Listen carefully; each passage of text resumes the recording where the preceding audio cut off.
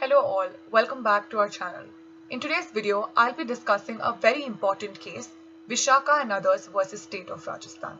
In this video, I'll be dealing with issues, facts, and judgment of the case. Women today are self-driven, self-dependent, and hold good positions at the workplace. But despite that, face inequality and sexual harassment at the workplace.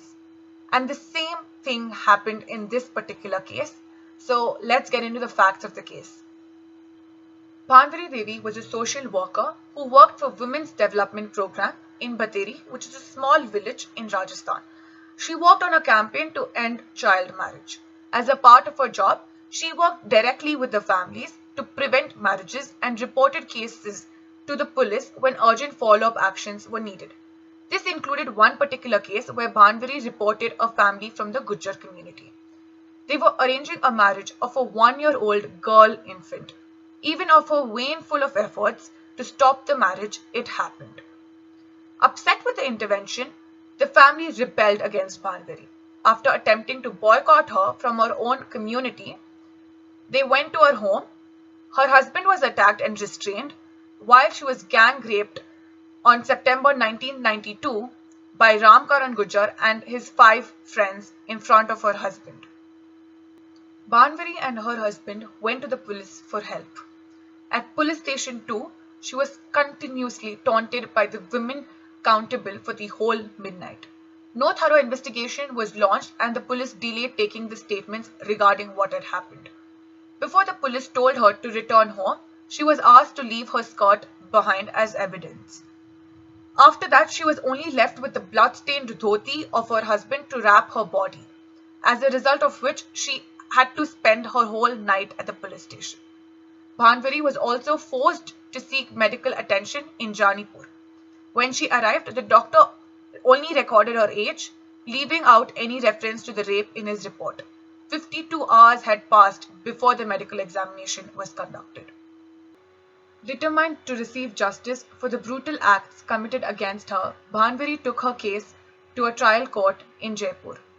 The trial court made the discharge of the accused people for not being guilty. In dismissing the case, judges found it highly improbable that an uncle and his nephews could gang rape a woman. They also found it impossible to believe that Bhanvari's husband could have been restrained while he was watching his wife being raped. Other reasons offered by the court included Bhanvari's delayed report to the police and the lack of medical evidence identifying the men who had raped her.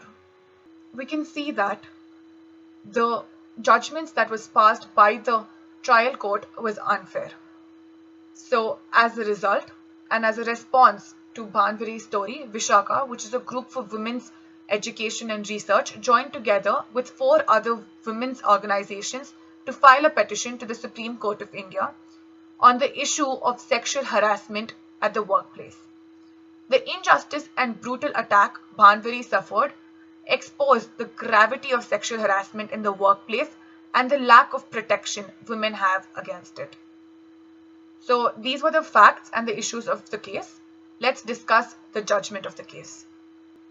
The judgment of the Vishaka's case was conveyed by Chief Justice J.S. Verma as a representative of Justice Sujata Manihar and Justice B.N. Kripal on the account of the writ petition which was filed by Vishaka. The court observed that the fundamental rights under Article 14, which is equality before law, Article 19, Section 1, subsection G, right to practice one's profession or to carry on any occupation, trade or business, and Article 21, right to life and personal liberty of the Indian Constitution were violated. Every profession, trade, occupation should provide safe working environment to its employees. It hampered the right to life and the right to live a dignified life. The Supreme Court held that women have fundamental rights towards the freedom of sexual harassment at the workplace. It also put forward various important guidelines for the employees to follow to avoid sexual harassment at the workplace. The court also suggested to have proper techniques for the implementation of cases where there is sexual harassment. The main objective of the Supreme Court was to ensure that there is gender equality and to ensure that there is no discrimination towards women at their workplace. After this case, the Supreme Court made the term sexual harassment well defined. Accordingly, any physical touch or conduct showing of pornography, any unpleasant taunt or misbehavior, or any sexual desire towards women, sexual favor, will come under the ambit of sexual harassment. Through its analysis, the Supreme Court concluded that sexual harassment in the workplace is a violation of women's human rights. In its judgment, the Supreme Court provided a set of guidelines for the employers as well as for responsible persons or institutions to immediately ensure the prevention of sexual harassment at the workplace. In accordance with Article 141 of the Indian Constitution, these guidelines were said to be law until appropriate legislations were created.